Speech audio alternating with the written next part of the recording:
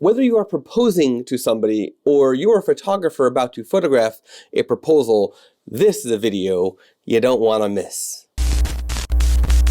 Hey, this is Scott Wenkivowitz, a storyteller with a camera talking about all the things photographers like you and I are thinking about. And in this video, we're talking about proposal photography. That's right, photography of somebody proposing to somebody else. For marriage, of course. I love playing the role of spy. I like being a ninja and photograph somebody proposing to somebody else, which selfishly is kind of fun being a part of that special moment in a couple's lives. And right now I want to share some advice for those doing or preparing for a proposal, and also advice for photographers who will be proposing to somebody else. And I'm sharing this in one video because I feel that even if you are planning a proposal, if you are thinking about hiring a photographer, these are things that you will want to keep in mind that you can share with your photographer, especially if your photographer is not experienced in proposal photography.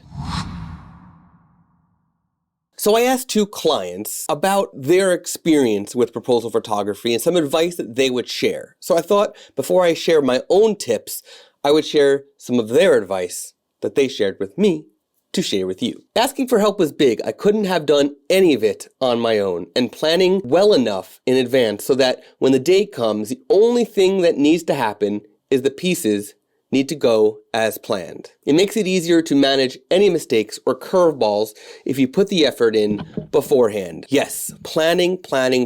In this client's case, there was a month of planning. Not only was there a month of planning, but I actually went to the scene where the proposal was going to happen a week ahead of time, and then actually got there an hour early the day of. And when I went a week ahead of time, I went with the client. The other client said, well, it definitely helped to set it up beforehand. Like, if we just tried to wing it, I would have been nowhere near where I needed to be because you're nervous, so you have a lot of things going through your head. Even the timing. If I was an hour late, it would have been pitch black out. So that would have been really hard. If he was an hour late, not only would that have been hard for him to do the proposal, I mean, it would have been nice and romantic and stuff, but it would have been hard for me to photograph it from a distance because I can't use lights for proposal photography sessions. I need to rely on whatever natural light there is and any in-place artificial lights like a street light. Okay, so I want to share some advice as a photographer who has done proposal photography sessions, some things that you could keep in mind as a photographer, as the person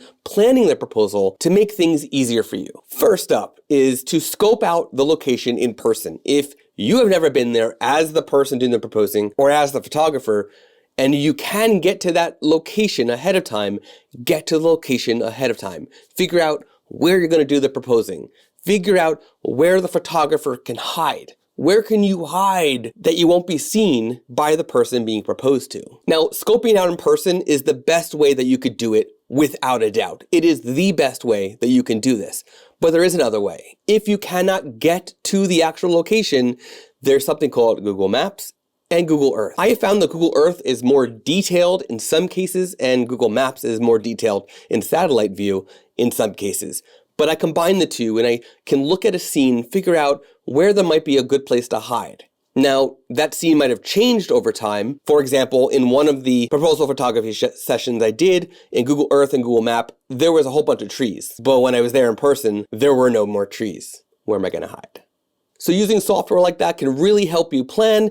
Take advantage of it. It's free. It's there for you to use. Which of course means you also need to be prepared to hide as needed. You might be on the ground. You might be lying on the ground. You might be under something or inside of a bush. Been there, done that. Be prepared to hide as needed. Hopefully, at this point, you know the location well enough that you know where you can hide and how you might need to be prepared for hiding. Which brings me to my next point, the clothing you're gonna wear. Not only does your client need to know what kind of clothes they're going to wear, but you as the photographer also need to know what kind of clothing you're gonna wear. I personally recommend wearing clothing with enough pockets that you don't need a bag or any sort of anything on you to weigh you down and prohibit mobility, because you will need to move around fast and efficiently and quietly. So a lot of the times I have cargo pants. Yes, I know, cargo pants. And they have pockets on my legs that I can just slip in a lens or some extra batteries or whatever I need. I also have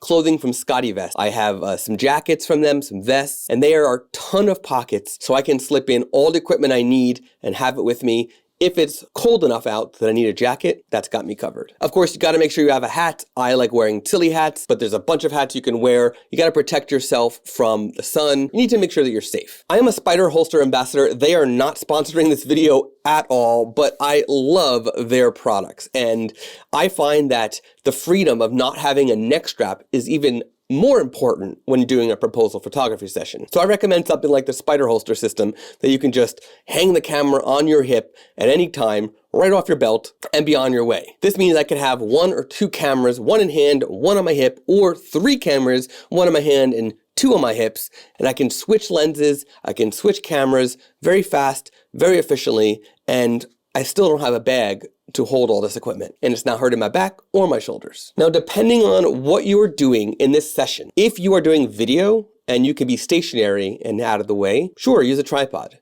If you are using a very long telephoto lens and you can be stationary and out of the way and hidden, sure, use a tripod. But only use a tripod if absolutely necessary. Maybe a monopod is a better option if you will have to be mobile, if you know that you might have to run somewhere or move out of the way or whatever it is. Maybe a tripod isn't the best option. Maybe a monopod is the way to go. But think about that ahead of time. Prepare for either a tripod, a monopod, or nothing. And if you cannot use a tripod or a monopod, be sure that your camera has image stabilizer or vibration reduction, either in body or in lens, to help you with that shake, because you will be using telephoto. You will be using long lenses, because if the closer you get to somebody, the more likely they are to see and hear you. Now, I want to make sure that you as the photographer and you as the client understand that you should be working together. You should be working together. The photographer should be helping the client out with planning this proposal from start to finish. Sure, the photographer doesn't need every little detail, but timings, locations, all of that should be determined, discussed, and planned ahead of time. So photographers, help out your clients, help out planning the proposal whenever possible. So I have 2 tips for the moment of, the day of, okay? Here's the thing, because timing is going to be tight, the couple is going to be together, and you need to know how soon things are happening on the fly so that you can be prepared. So my recommendation is to give your client some advice for keeping you informed. What I did is I asked my clients to text me with a number, which is 10, 5, 7, whatever it is, of how far away they are. And that number is in minutes. So all they have to do is whip out their phone, have that message open with me already, and just type 8. And I know that in 8 minutes, it's showtime. They're going to be parked. They're going to be here, ready to go. Speaking of parking, the other secret code is just the letter P. If they just text me the letter P, I know they parked. If they text me the letter W, I know they're walking. If they text me the letter B, I know that they're on their bikes. Whatever it is, whatever you plan, use these little keywords or numbers to determine timing, location, and all of that stuff, so you know that you need to be ready to go to capture that moment. Now, with all this said, sometimes things don't work out exactly as planned. A while back, I did a proposal session, and it was on a boardwalk at the beach, and where I had to hide was not exactly where I planned originally, and where the couple stopped while they were walking on the boardwalk was not exactly where I told them to stop, because he didn't have a chance to recheck his text messages once I figured out my new location. So I had this planned as video, and it turned out that where they stopped was out of the frame of video. Now, my video camera was on the tripod, and I was hand holding the still camera. So they didn't get a video of this. They only got the stills, which is fine because they didn't request a video. But I was doing that because I knew I'd be stationary. Turned out I couldn't be stationary, so the video didn't work. So things don't always work out as planned. If your client wants a video, my recommendation is to have a second person there to do video and just charge them for that second person's time as well, and for the video editing and all that stuff. Keep that in mind if you are the person doing the proposing. If you want video, don't rely on one person to do both still and video. You need 2 people. So I hope that helps you as the person planning the proposal. I hope that helps you, the photographer photographing the proposal, to make this work. And if you live in the New Jersey area and planning a proposal and you want it photographed or recorded in video, just reach out to me. I'd be happy and delighted to help you plan that amazing moment. If you want to see some additional video content, just click on the card up here or that graphic right there, and got a whole playlist of proposal photography content for you. And be sure to click that subscribe button. I publish new videos every Monday and Thursday whenever possible. You don't want to miss it.